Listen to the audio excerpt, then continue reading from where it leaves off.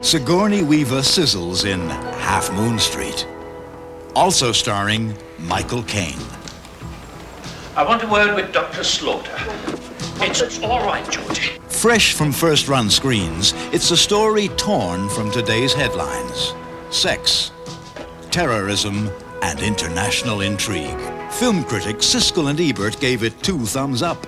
Our next movie is named Half Moon Street, and it tells the intriguing story of an American woman in London, a woman who is both an intellectual and a high-class hooker.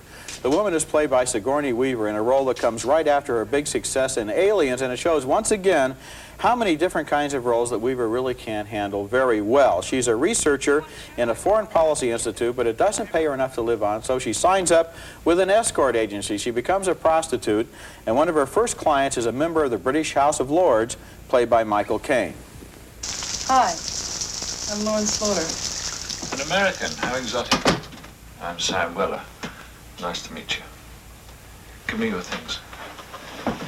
Sam Weller, huh? Dickens, isn't it? Yes. The Pickwick Papers?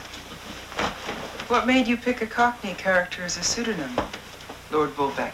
Their first encounter is purely sexual, but then they discover they like each other, and a quiet little romance begins to blossom. Why does somebody like you go to the Jasmine Agency? We men are stuck with the courtship ritual, and I just don't have the time for it. I was going to ask you the same question. I need the money. And I happen to like uncomplicated sex. A lot of women need the money, but A lot they of don't. women like uncomplicated sex.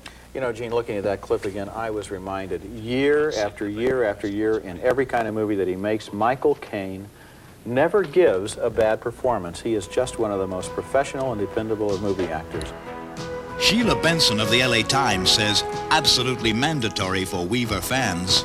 David Sheehan of NBC says, if a many-layered mystery is what suits your taste, this is a really well-crafted story. Gary Franklin of ABC calls it a terrific little film that kept me tense and expectant from beginning to end. 9+. Half Moon Street.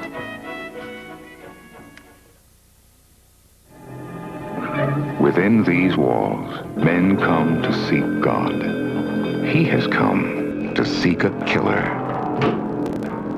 We found the body horribly mutilated under a window which was found closed. Somebody told you. A man of reason in a world of blind faith. Yes, small blood here. You mean that he committed suicide? Elementary. And a crime that could not be suppressed. Ink stains. He did not write with his tongue, I presume. Don't like this place. I find it most stimulating. Should we tell him? No. I am most curious to see the library for myself. May I do so? No. But what if he should learn it of his own accord? Written with lemon juice. Hey! Who's there? You overestimate his talents. This one, I grant you, did not commit suicide. When he is challenged by a man of cruelty and power, the hunter becomes the hunted. Brethren, if you please! The matter has occurred of the utmost gravity. Had someone else not chosen to look in the wrong direction, several men of God might still be with us. Other monks will meet their deaths here, and they also will have blackened fingers and blackened thumbs.